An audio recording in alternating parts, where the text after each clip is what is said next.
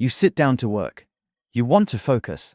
And for the next 45 minutes, your brain does everything except the thing you asked it to. Check the phone. Reread the same paragraph. Open a tab you already closed. But you've also had the other days, the ones where focus just arrives, where ideas connect, time disappears, and the work almost does itself. Here's the part most people never learn. Those two states aren't random. They run on different electrical signals.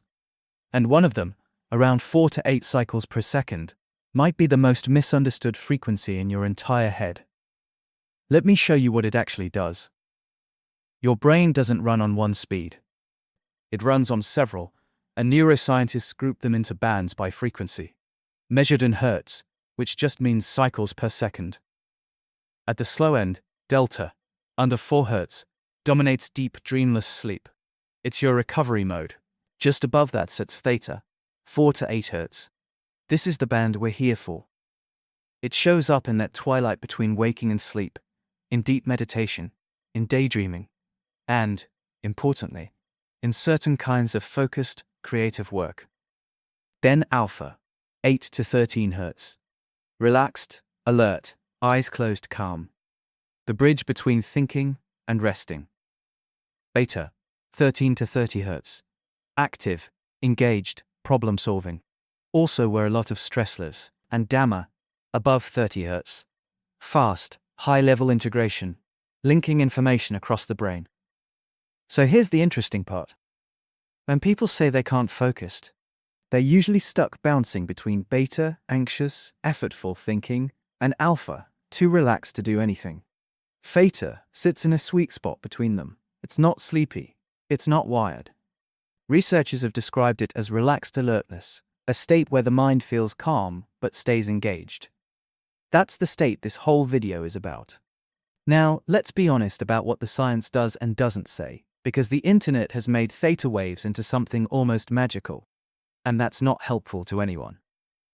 Here's what's reasonably well established.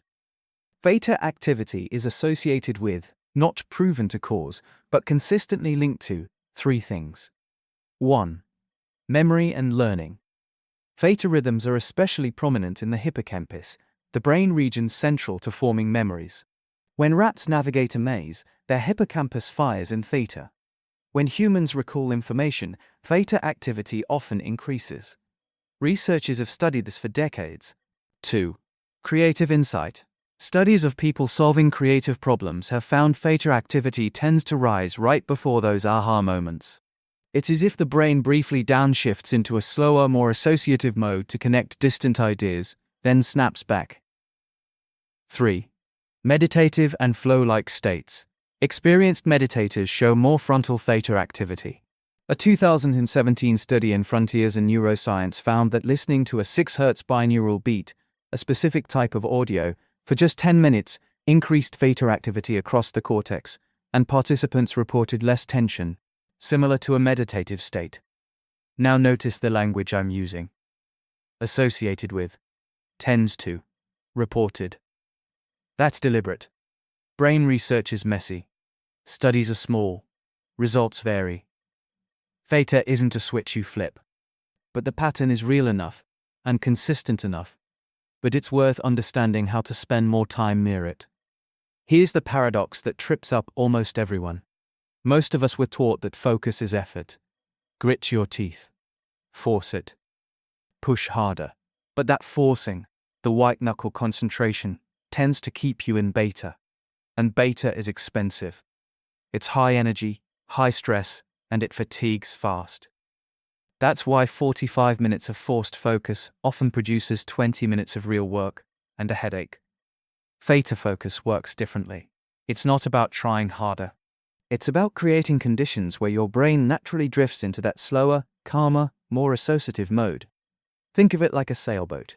Beta is rowing against the current. Theta is catching a current that's already moving. So the question becomes, what actually shifts the brain toward theta? And there are 2 honest answers. 1. You can train it over time, through meditation, breath work, consistent routines. That works, but it takes weeks or months. 2. You can use audio. And this is where things get practical, and where I'll be upfront about something. Quick transparency break, and I'll keep it short because you deserve to know. Some links in this video, including the one I'm about to mention, are affiliate links. That means if you click and buy something, this channel may earn a small commission, and it costs you nothing extra. I'm telling you that now, not buried in the description, because that's how it should work. Here's the thing. A lot of people who want to nudge their brain toward theta don't want to spend 6 months learning meditation first. And researchers have tested whether sound, specifically audio designed around theta range frequencies, can shift brain activity in that direction. Some studies suggest it can, at least in the short time. That's exactly what a product called the Genius Wave is built around. A short, daily audio session designed to encourage theta activity. I'll come back to it at the end. First, let's finish the picture. Whether or not you ever touch a product, here are the free, evidence-adjacent ways people spend more time near theta. 1. Protect your transitions. Theta shows up in the liminal moments, waking up, drifting off, the quiet between tasks. Most people destroy these by immediately grabbing their phone. Don't. Give your brain 5 unhurried minutes at the edges of your day. 2. Slow your breath. Breathing around 5 to 6 breaths per minute has been linked to increased theta and alpha activity. It's the closest thing to a manual override switch you have. 3. Do creative work when you're slightly tired. That slightly drowsy morning or late evening state is naturally closer to theta. Counterintuitive, but it's why shower ideas exist. 4. Use audio deliberately. Whether it's ambient music, binaural tones, or a structured audio session, sound is the lowest friction way to give your brain a frequency hint. Put it on, close your eyes, and do nothing for 12 minutes. That's the whole ritual. None of these are magic, but stacked together, they make theta less of an accident and more of a habit. So here's the full picture. Theta isn't a secret. It's not a hack.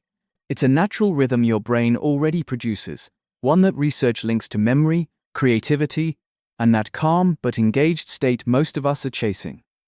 You can approach it for free, with breath, routine, and patience. Or, you can use a tool to make it easier to access consistently.